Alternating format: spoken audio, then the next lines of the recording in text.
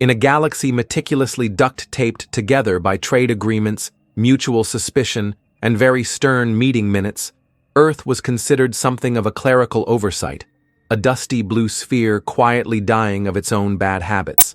That changed when the humans, in a burst of what they called hope and others called blind fumbling, launched a probe.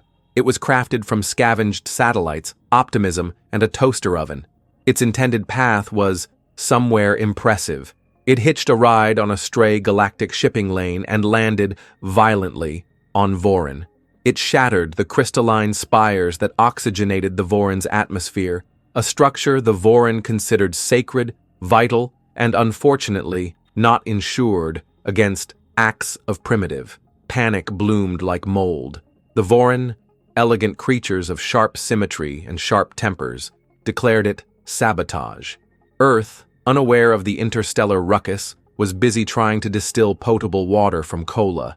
To apologize, they sent a cargo drone packed with what Earth's dwindling nations called valuable recyclables, and the galaxy called toxic garbage. The drone wheezed into orbit over a Voryn agricultural moon, sputtered, and exploded, its contents raining down like an apocalyptic confetti of bottle caps and aerosol cans. 2 planetary food chains collapsed.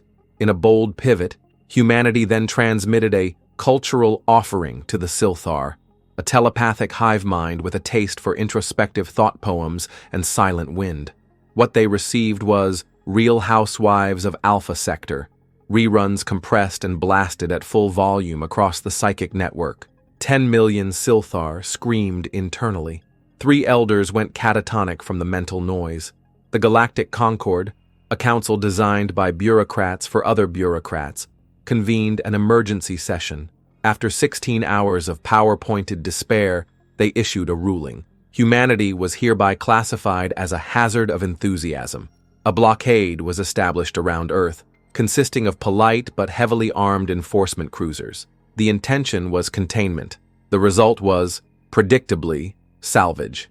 Humanity, raised on chewing gum and bad odds, dismantled the debris, hacked together new ships, and promptly began accidental exploration. They called it innovation. The Conquered called it persistent contamination. Voryn delegates fumed. Sylthar hissed in unison. The blockade's commander filed for early retirement, citing chronic exasperation. Eventually, a compromise was forged. Earth would join the Concord as a probationary species, like a puppy too bitey for adoption.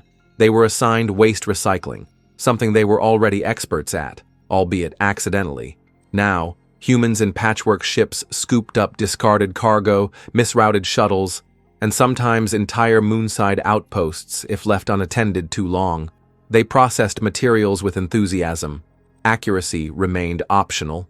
One Voryn official, watching a human crew gleefully sort hazardous chemicals with bare hands, turned to the Conquered representative and whispered, "You've made chaos sentient."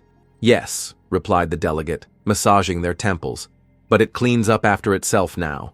On the Conquered station, in a cafeteria retrofitted to handle spicy condiments and accidental fire, 2 diplomats watched a group of humans negotiate payment for an empty fuel barrel they'd somehow convinced the Sylthar was culturally symbolic. "They're impossible," muttered the Voryn, antennae twitching.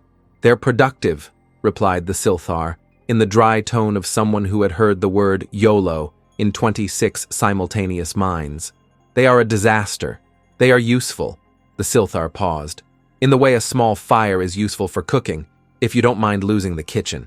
The Voryn frowned, watching as a human captain attempted to flirt with a vending machine. "They'll unravel everything." "Perhaps," said the Sylthar, sipping a nutrient mist, "but they'll do it efficiently." A beat passed.